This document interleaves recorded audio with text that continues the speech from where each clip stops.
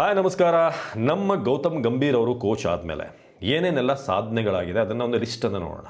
ಯಾಕಂತಂದರೆ ನೀವು ನೋಡ್ತಾ ಇದ್ದರೆ ಏನೇನು ಆಗ್ತಿದೆ ಅಂತೇಳಿ.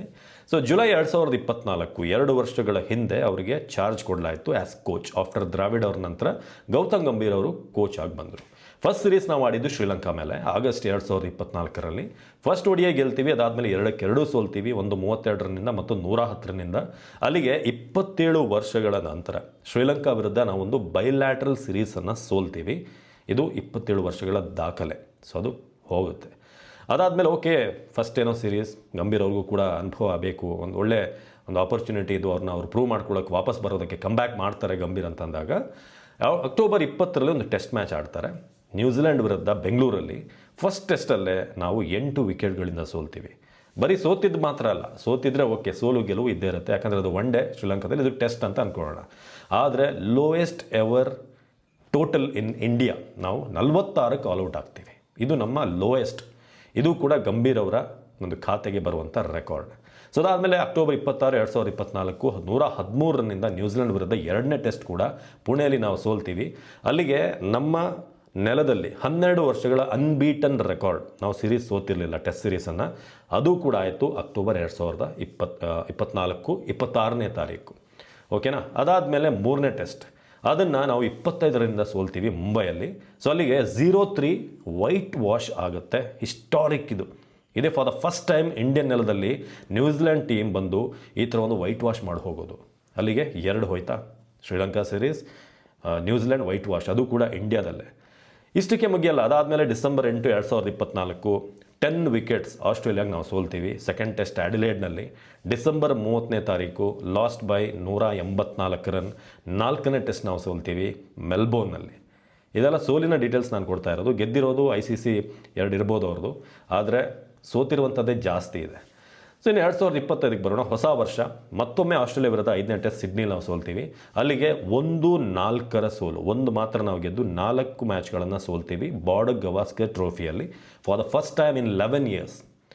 ಇದು ನೆಕ್ಸ್ಟ್ ಸಾಧನೆ. ಇದೆಲ್ಲ ಆಯಿತು. ಓಕೆ, ಸೌತ್ ಆಫ್ರಿಕಾದವರು ಇಂಡಿಯಾಗೆ ಬರ್ತಾರೆ. ಅವರು ಬಂದಾಗ ಅಲ್ಲೂ ಕೂಡ 0-2 ಹೋಮ್ ಲಾಸ್. 25 ವರ್ಷಗಳ ನಂತರ ನಾವು ಸೌತ್ ಆಫ್ರಿಕಾ ವಿರುದ್ಧ ಒಂದು ಹೋಮ್ ಸೀರೀಸನ್ನು, ಅದು ಕೂಡ ವೈಟ್ ವಾಶ್ 0-2 ಸೋಲ್ತೀವಿ. ಅಲ್ಲಿಗೆ ಶ್ರೀಲಂಕಾ ಸೀರೀಸ್ ಹೋಯಿತು. ಅದಾದಮೇಲೆ ಏನು New Zealand test series white wash ಆಗುತ್ತೆ. ಬಾರ್ಡರ್ ಗವಾಸ್ಕರ್ ಟ್ರೋಫಿ 1-4 ಅಂತರದಲ್ಲಿ ಸೋಲ್ತೀವಿ. ಬಾರ್ಡರ್ ಗವಾಸ್ಕರ್ ಹೆಂಗೆ ಕೊಟ್ಟಿದ್ದೀವಿ ನಿಮಗೆ ನೆನಪಿದೆ. ರಿಷಬ್ ಪಂತ್ ಆಡಿದಂಥ ಇನ್ನಿಂಗ್ಸ್ ಎಲ್ಲ, ಸುಂದರ್ ಹಾಗೆ ಹನುಮ ವಿಹಾರಿ ಎಲ್ಲ ಆಡಿದಂಥ ಇನ್ನಿಂಗ್ಸ್ ನಿಮಗೆ ಗೊತ್ತು. ಸೊ ಅಲ್ಲಿಗೆ ಆಸ್ಟ್ರೇಲಿಯಾ ಹೋಯಿತು. ಸೌತ್ ಆಫ್ರಿಕಾ ವಿರುದ್ಧ ಮನೆಯಲ್ಲೇ ಬಂದು ವೈಟ್ ವಾಶ್ ಮಾಡ್ಕೋತೀವಿ.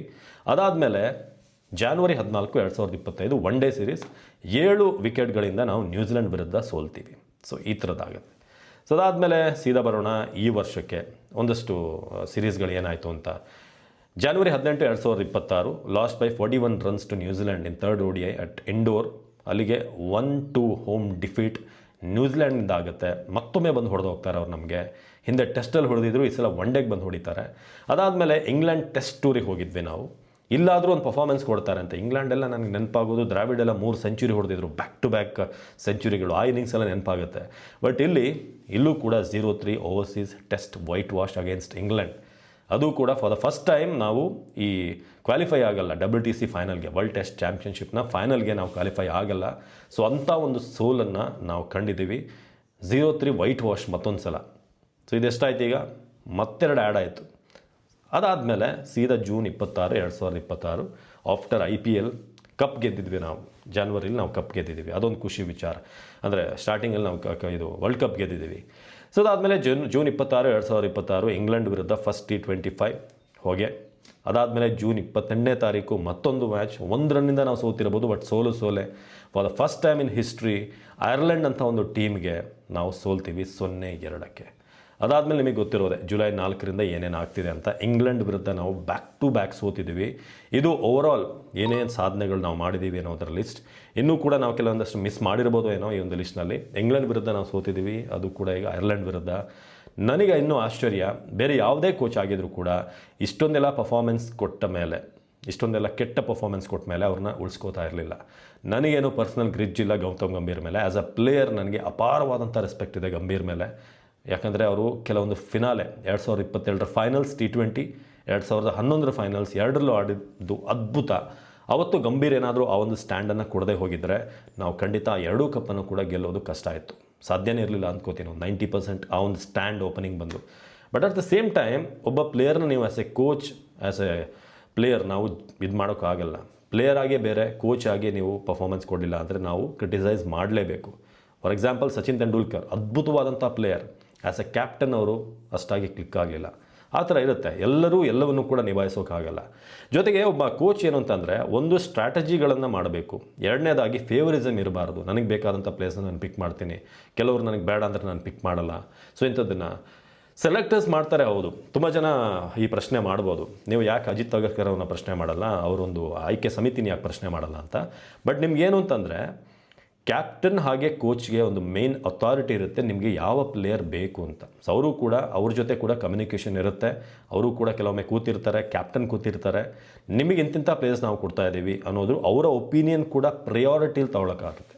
ನೀವೇನು ಡೈರೆಕ್ಟ್ ಏನು ಆಯ್ಕೆ ಸಮಿತಿ ಕೊಟ್ಟ ಟೀಮ್ನೇ ನಾವು ಆಡಿಸ್ಬೇಕು ಅಂತೇನಿಲ್ಲ. ಅದು ಕೂಡ ಗೌತಮ್ ಗಂಭೀರ್ ಅಂತವರೆಲ್ಲ ಖಂಡಿತ ಅದನ್ನು ಬಿಡಲ್ಲ. ರಾಹುಲ್ ದ್ರಾವಿಡ್ ಆದರೂ ಕೂಡ ಸ್ವಲ್ಪ ಕಾಂಪ್ರಮೈಸ್ ಆಗ್ಬೋದು ಏನೋ. ಓಕೆ, ಅವ್ರು ಕೊಟ್ಟಂಥ ಪ್ಲೇಯರ್ ಜೊತೆ ಜಾಸ್ತಿ ಚರ್ಚೆ ಮಾಡೋದೆ, ಇವ್ನು ಯಾಕೆ ಅವ್ನು ಯಾಕೆ ಅಂತ ಅವ್ರೇನು ಪ್ರಶ್ನೆ ಮಾಡೋಕ್ಕೆ ಹೋಗಲ್ಲ. ಕೊಡುವಂಥ ಪ್ಲೇಸ್ನ ನೀಟಾಗಿ ಅವ್ರು ಆಡಿಸ್ತಾರೆ.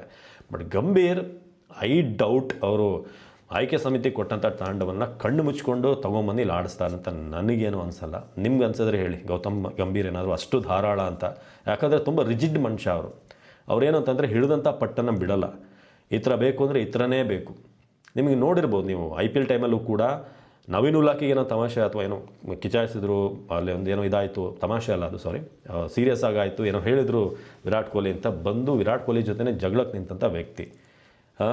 ಹಾಗೆ ಧೋನಿ ವಿಚಾರವಾಗಿ ಚಕ್ಕೇನೆ ವರ್ಲ್ಡ್ ಕಪ್ನ ಜಿತಾಯ ಅಂತ ಆಗಾಗ ಇಂಟರ್ವ್ಯೂಗಳಲ್ಲಿ ಹೇಳಿದಂಥ ವ್ಯಕ್ತಿ.